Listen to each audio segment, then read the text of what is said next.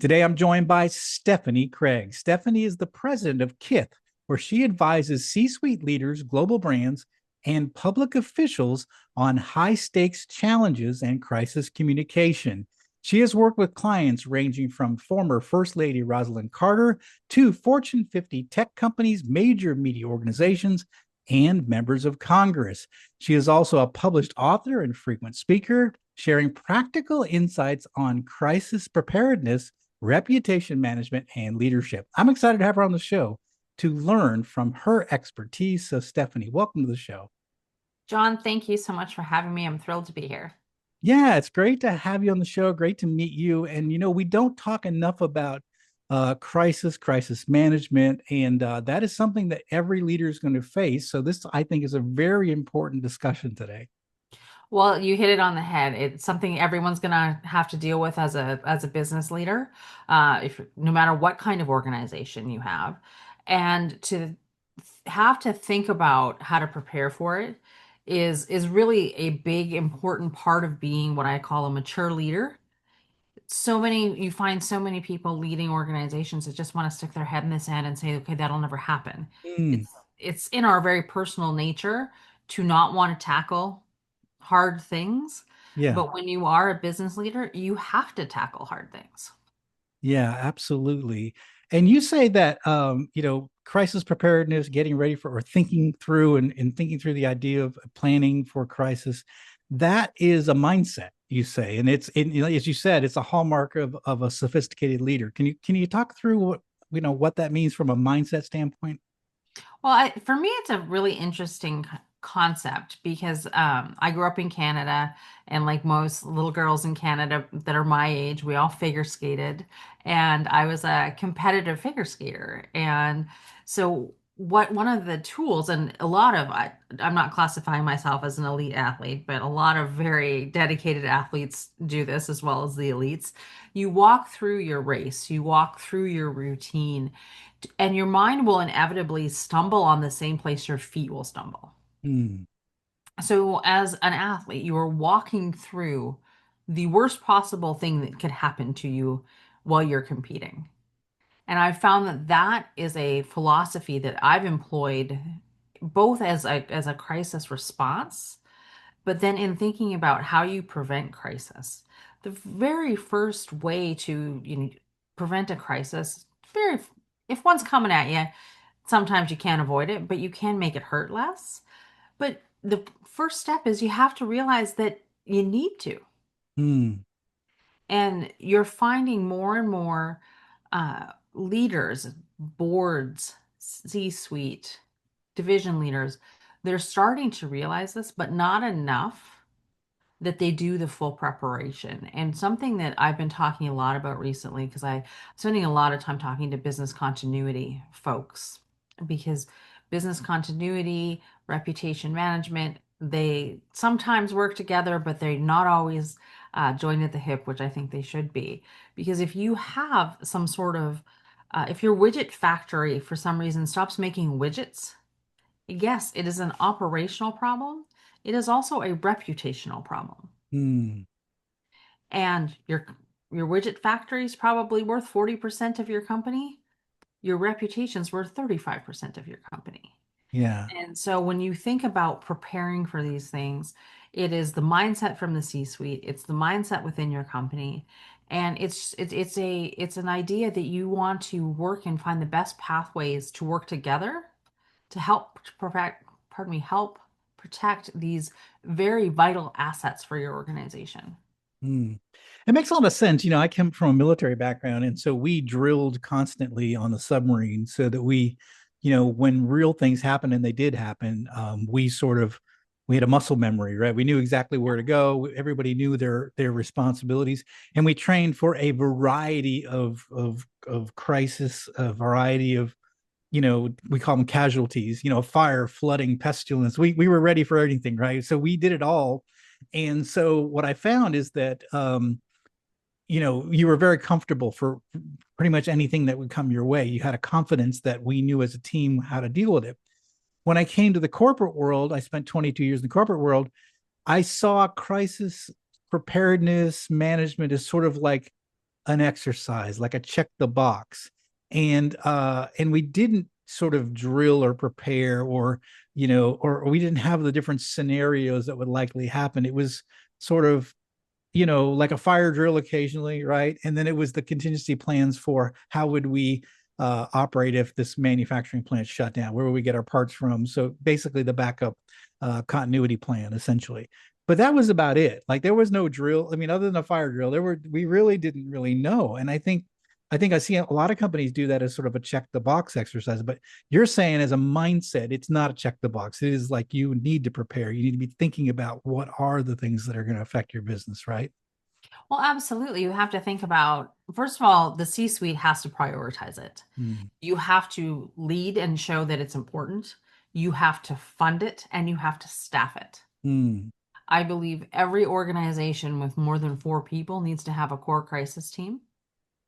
And each one of those members of that team have to have two very important characteristics: subject matter expertise and decision-making authority. mm, They can have one or the other. yeah. In my perfect world, they have both. And those folks, and it may not include the CEO or the president of an organization.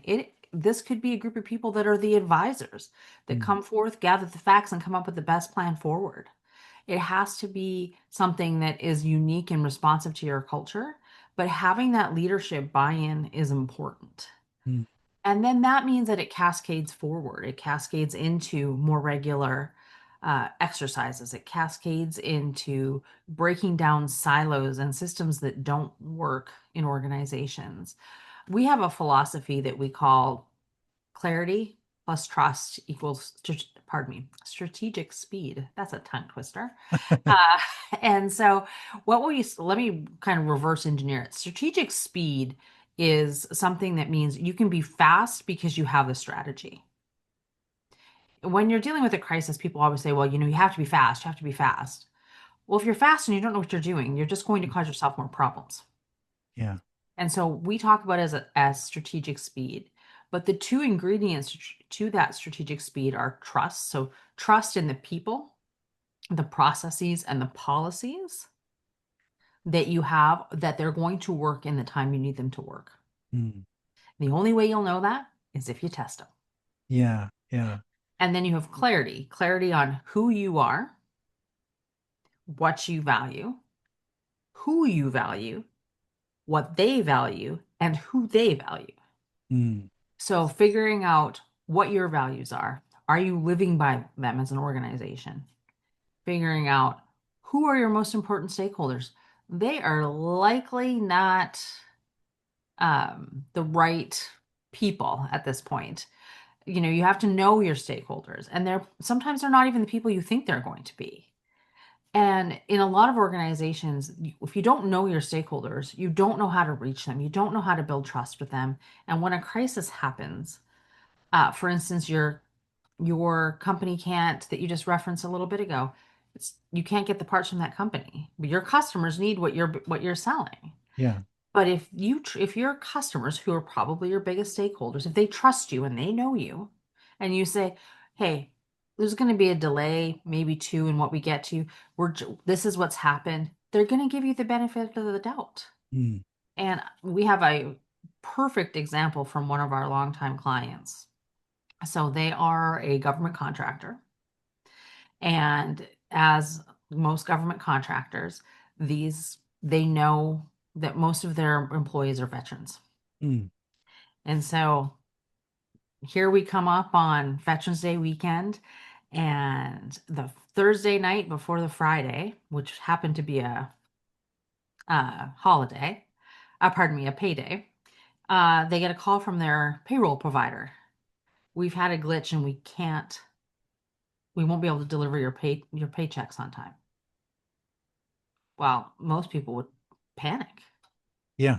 because you're not paying veterans on Veterans Day. But these folks had done the work. So they knew a few things. They knew that their employees were their most important stakeholders.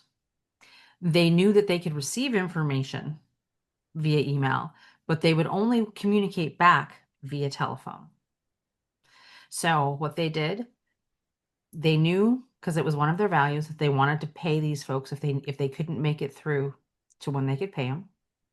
So the CFO already had money set aside, rainy day fund. So they knew there was no hesitation that they knew that they were going to be able to do that. So they sent out an email saying, "Hey, this has happened. Uh, we're in this with you. If you can't make it through till the next Tuesday when we'll pay you, call this number and we will work with you." Hmm. So out of 2,000 employees, 12 called.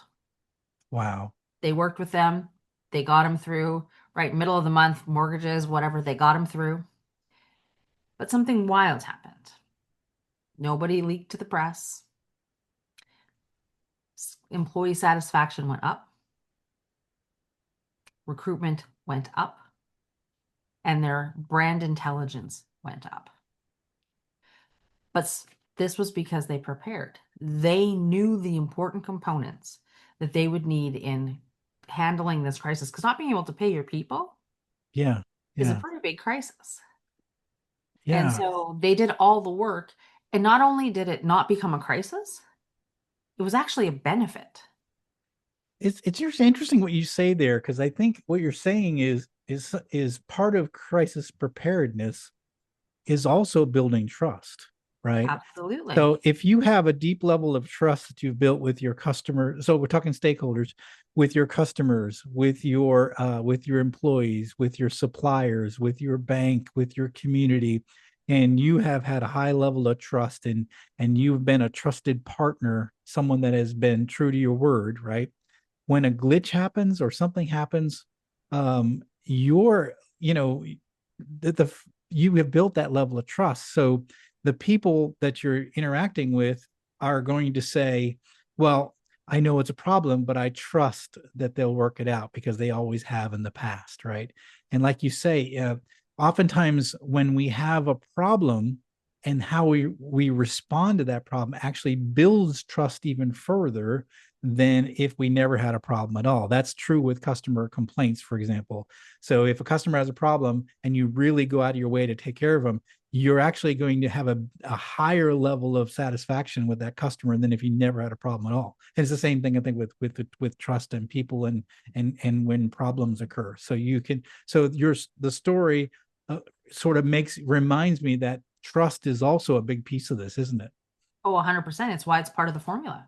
Yeah, It's yeah, it's that it's clarity on who you are because people yeah, can't trust you if they don't know you, right? right. Clarity on who you are and trust in your people that they're going to do the right things. Even, a more recent example, Costco. I can't remember what the recall was on, but it was food of some kind and people were going to get Mm. really sick. Costco called their customers.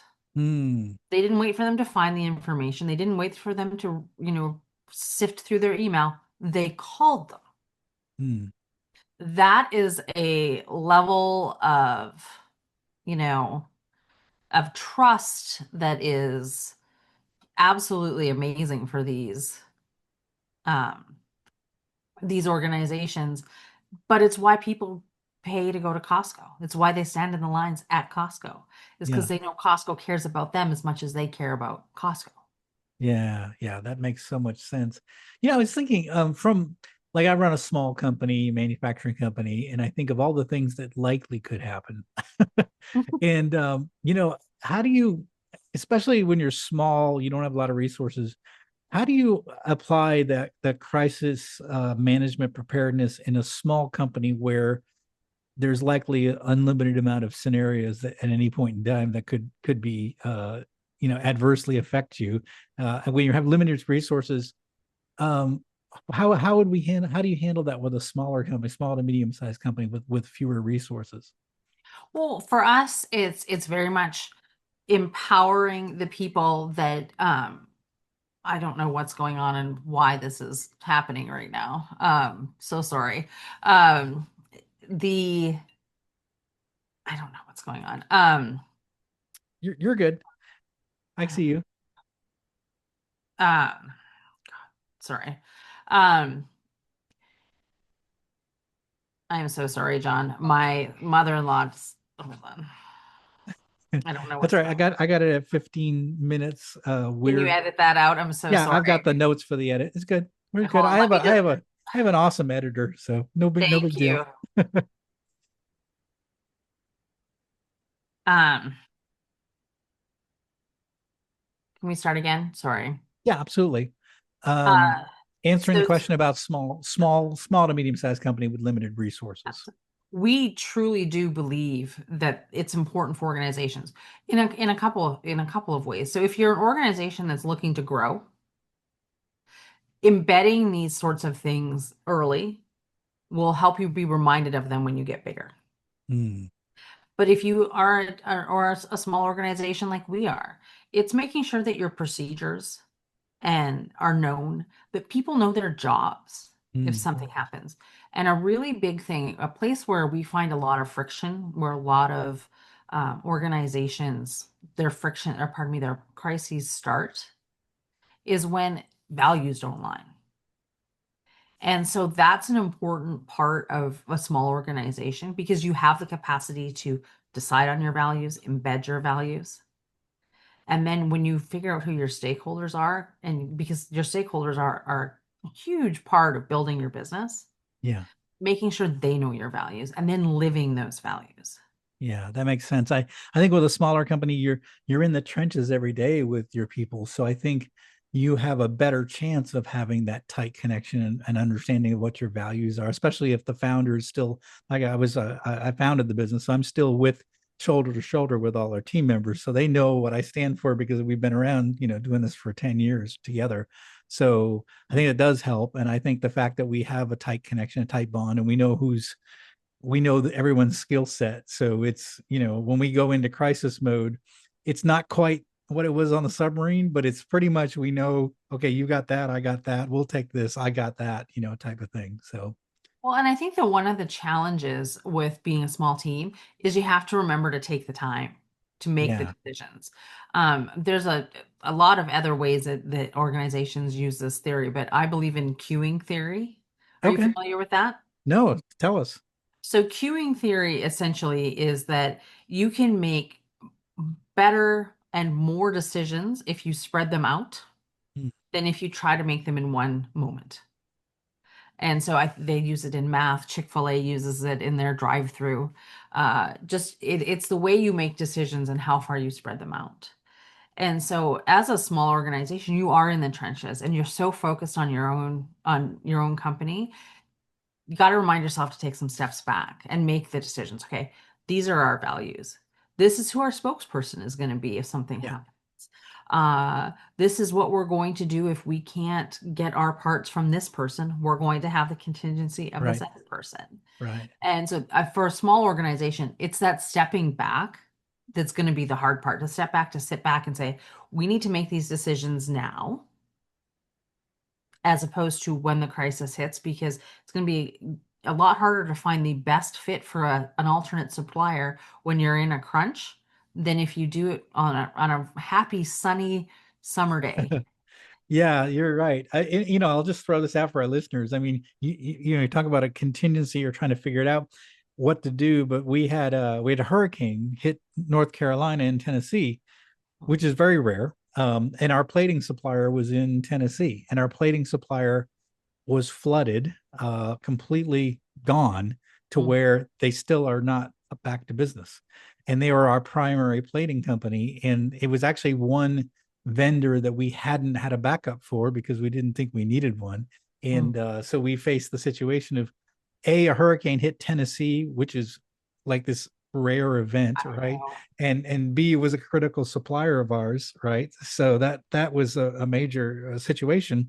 But I think and so what I'm saying is that sometimes you can prepare for these things, but other times it's like there's certain things that you don't necessarily prepare for, but you sort of know, like as a team, all right, we've got to find another supplier. You do this, you call these companies, I'll call these companies, and we'll sort of figure it out. I think sort of what we did is that we did not have a backup supplier for that supplier, but we were able to, as a team, quickly find another one and get it, up to speed very quickly. but we communicated well with our customers to say there's going to be some delays because of the hurricane, and so we had built the trust. Yep. So then the customers trusted us because they also saw the hurricane and the effects it had too. So yeah, And you were transparent with them. And there are some things you shouldn't be transparent with your customers with, yeah, right? But yeah, there's as much as you can be. And it's the fact that, you guys were so close and you understood how to find another yeah. supplier. And that's one thing I like to say, we're crisis agnostic. Yes. Okay. Good. Right. Good. From our perspective, our clients know their industry better than we ever could. And so our approach is always the mechanics, Yeah. helping people understand what they need to do and how they need to do it. Yeah. Because if I tell you make the decisions about an alternate supplier now, you're going to know how to find that alternate supplier. Right. And so that's part of the philosophy of this is understanding how to make the decisions that you need to make. And when you need to make the decisions you need to make, the queuing theory, more decisions over a longer period of time are better and more plentiful. Understanding that. And there's another philosophy that people need to understand, I think, which is every organization has a brand and a Hmm. reputation. They Yeah. are not the same thing. Yeah. Yes. Okay. Your brand is something you pay for. Okay. It's Yeah. the colors, it's the happy little squirrel you have on your logo, it's all of those things. Your reputation is held by your stakeholders, by your customers, by your employees, by your shareholders. That's who holds your reputation. And as our friend, I never get this right, but our friend Warren Buffett says it takes 20 years to build a reputation and 5 minutes to lose it. Yeah. Yeah. And when you start to think about that trust, so what is the underpinning of a reputation? Trust. Yeah. Yeah. It is a very fragile thing, and you should do because every organization is built on trust. The people that are buying your products trust that they're going to be good. Yeah. Yeah. And so when that trust is broken in any shape, you don't align your values, your product suffers, you decide to abscond with the pension fund. All of these things are trust based. And once you lose that trust, your reputation suffers. And it's very, very expensive and time consuming to get it back. Yeah. Absolutely. Well, you also talk about resilience too. I want to talk a little bit about that. Especially for our entrepreneurs who are listening, or leaders of different types of organizations. How do we cultivate a resilient culture in our organization? Because a resilient culture is one that can sort of bounce back from different crises, to kind of get back to normal quickly. How do we do that? How do we build that kind of culture? Well, for me, a lot of mine is built out of political campaigns. I Oh, spent a right. Okay. Yeah. long time doing political campaigns, and I always learned more from a loss than I did from a win. Yeah. But some of the things that always created resilience with us is no one was afraid to get their hands dirty, to jump in, to to to be in league with each other. And that to me, that resilience comes from that camaraderie. And you may have found this, being on a submarine, it's pretty hard to not have camaraderie because if the culture is off, a whole lot of things are off. Oh, yeah. Yeah. And that I think with all teams, if you all feel like you are in league together, that resilience is easy because you want to fight A for each other, but B for your organization. And when you think about it from political campaigns perspective, you're fighting for a candidate who, let's just be honest, 80% of what you believe is in line with your candidate. You're never 100%. True. But you're fighting for that. You're fighting because you believe this pathway is going to make the country, the state, the city better. And so you're in league together and creating that camaraderie is intentional. Mm, And you have to be intentional because camaraderie leads to resilience. And I yeah. think And also, what we have found that resilience comes from people understanding what the plan is. If folks understand the pathway, if folks understand that there is a path through the storm, they're more willing to get up and walk through the storm with you. Yeah, yeah. Yeah, I think, Napoleon famously said a dealer or a leader is a dealer in hope, right? So I think Mhm. oftentimes, especially when things are dark, and we learned dark during the COVID crisis, right? Yeah. But a leader providing a light as to here's where we're going, this sense of hope, this is the direction we're going, and and helps the team sort of stay united and towards that, moving towards that better tomorrow, right? I think that you're more likely to be resilient. Whereas if a leader just panics and doesn't sort of, uh, put the rudder in the water and steer the ship in a certain direction, then I think that there's a lot more panicking, right? And a lot of times we don't know. Like certainly during COVID, many times my employees would say, well, what are we going to do next? And I would say, I don't know yet, but as soon as I find out, I'll let you know. Or, or hey, why don't you look up some things on, see what other organizations are doing and let's talk about different ideas, right? So, because we, as a manufacturing plant, we couldn't shut down, right? We were providing a critical resource to electric utilities. So we had to operate. How do we operate? How do we do 6 feet distance, masks? How do we run this plant? I don't know. I've never done this before. Right. I used to tell some people it was a joke. I'd say it's my first pandemic. What do you, and it was very good. It was like it was, it just reminded that I'm not a superhero, but Absolutely. that I'm learning as we go too. And I think that transparency and getting everybody involved and helping to find the right solution was actually, it actually was team building for us.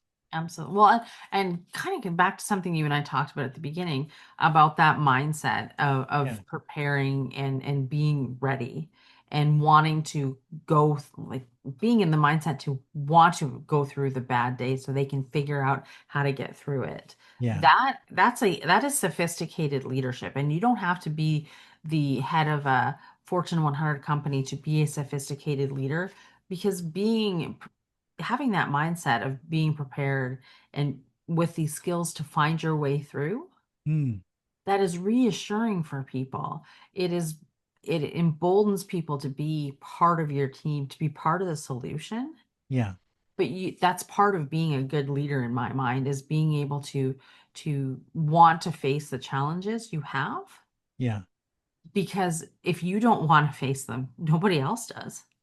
Yeah, yeah. I love that. I love that. That makes so much sense. So, you've got a new product, and I want to make sure we get a chance to mention it before we wrap up. It's called CR 365. Tell us a little bit about it and what's unique about it. Well, so the full name is Crisis Resilient 365, Okay. and it was born out of small organizations coming to us and knowing they needed crisis preparedness, and then having absolute cartoon eyes when they saw how much a full consulting engagement would cost. Yes. And so, what Kith is really built on the whole concept of kith and kin. We want to make our friends clients and our clients friends. And so it's a technology underpinned crisis diagnostic. And it's that crisis diagnostic provides a gap analysis. And that gap analysis underpins a crisis communications plan. And that can be taken back to an organization, and that's all they need. They just have the crisis plan, away they go. It's directed for communications leaders, but anyone can be part of it.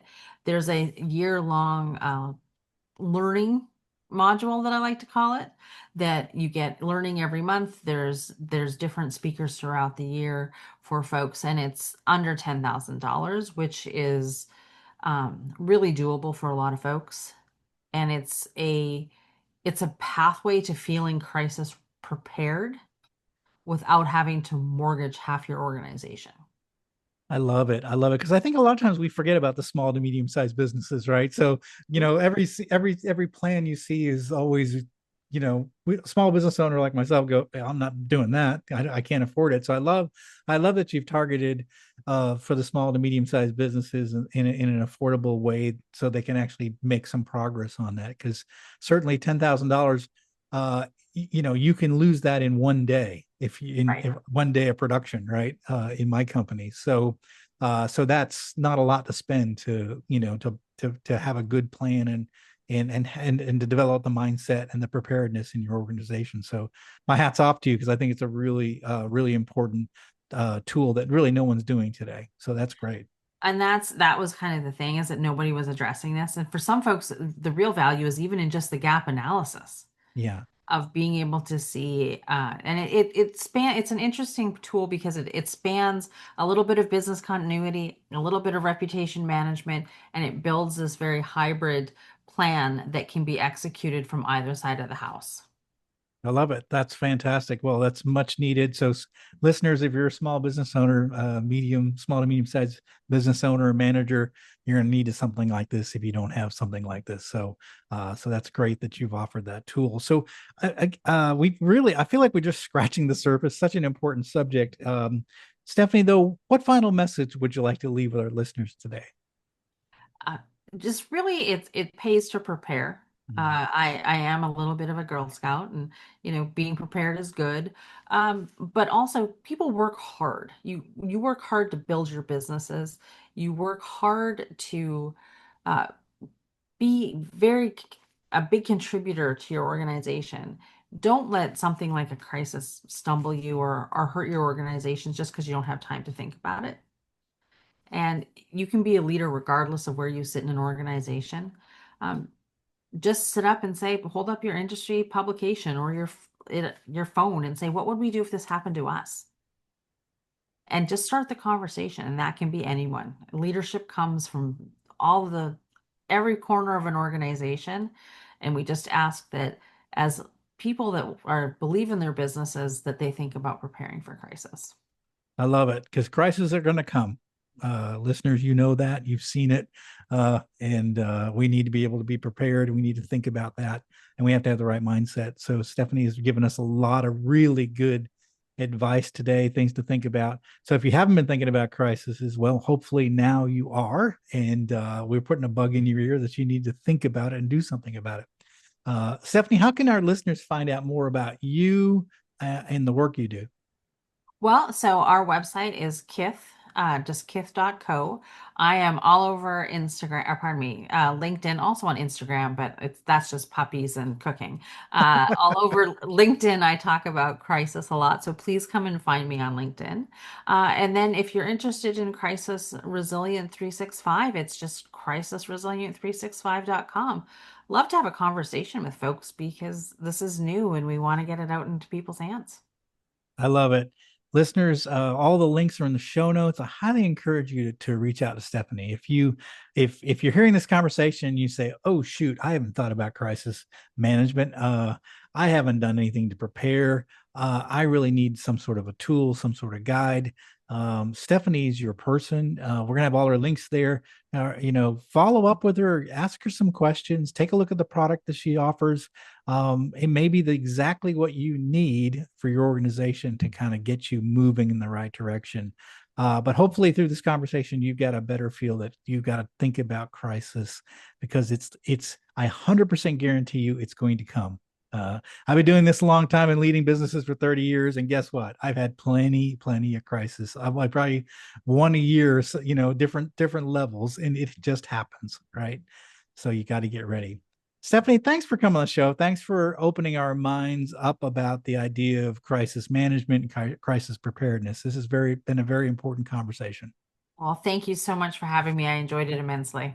Thank you again. Well, that is it for today. Thank you for listening to Deep Leadership. If you like this podcast, please subscribe and share so we can continue to build a world with better bosses. Until next time, this is John Rennie saying take care and lead well.